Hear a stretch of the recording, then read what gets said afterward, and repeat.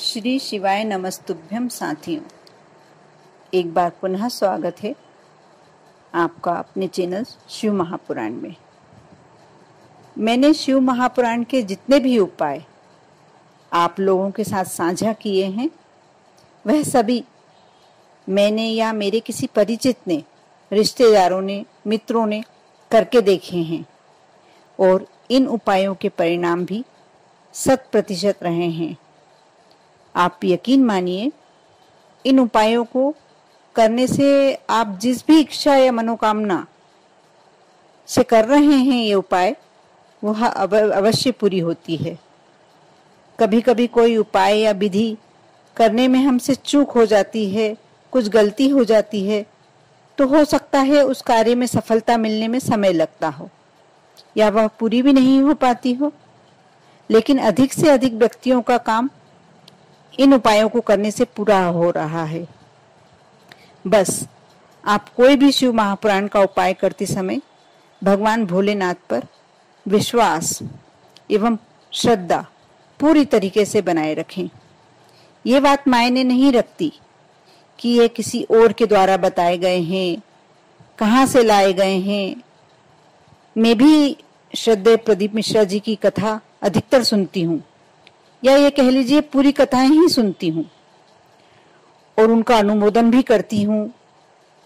लेकिन यदि मैं उपाय आप लोगों के साथ साझा करती हूँ तो मैं शिव महापुराण के किसी भी उपाय द्वारा किसी का कोई काम रुका हुआ हो, कोई परेशान हो, कोई दूसरी परेशानी और भी हो,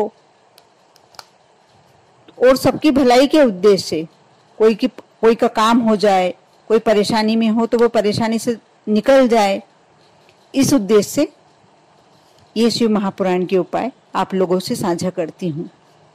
कई भक्त धन्यवाद देते हैं या कोई परिचित घर आकर इन उपायों को करने से उनके साथ कुछ अच्छा होता है, तो जो उनके चेहरे की खुशी, या वो मेरे साथ बोलते हैं मुझसे कि मेरा ये काम आपने बताया और मैंने ये काम करा, तो मेरे लिए बहुत मायने रखता है।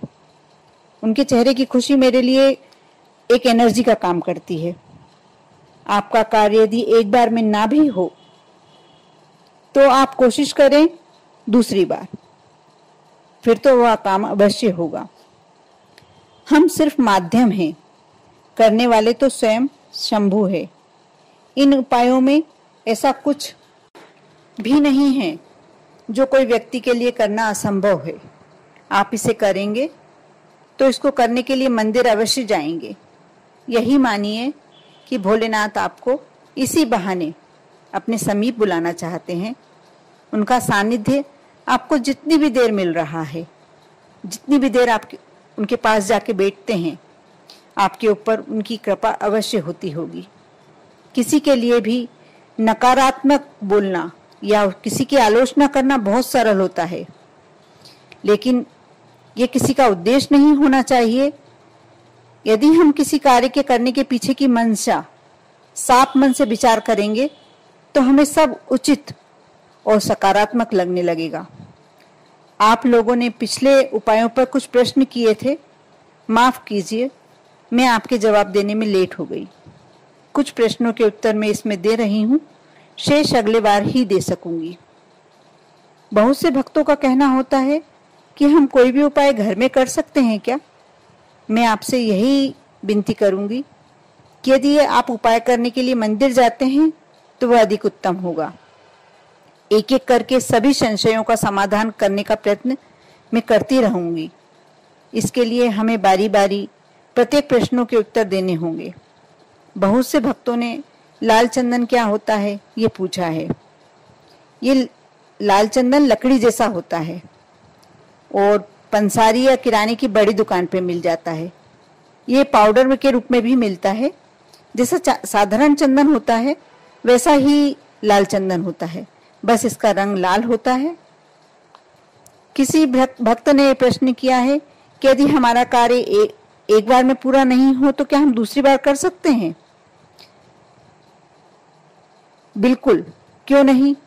मन में श्रद्धा लिए तब तक करो जब तक हमारा कार्य पूरा नहीं हो जाता। बस इस बार इतना ही। आप लोगों के बाकी प्रश्नों के उत्तर भी आपको जल्दी ही मिलेंगे। साथ ही मैं एक बार फिर से आप सभी से हाथ जोड़कर निवेदन करना चाहती हूँ कि इन उपायों को बताने के पीछे उद्देश्य भलाई एवं शिव महापुराण को श्रद्धा पूर्वक भोलेनाथ के भक्तों में बांटना है। कृपया नकारात्मकता न रखें, क्योंकि भगवान का नाम लेना, किसी के साथ बांटना एवं प्रसारित करना सिर्फ और सिर्फ भगवान के प्रति श्रद्धा है। ओम नमः शिवाय।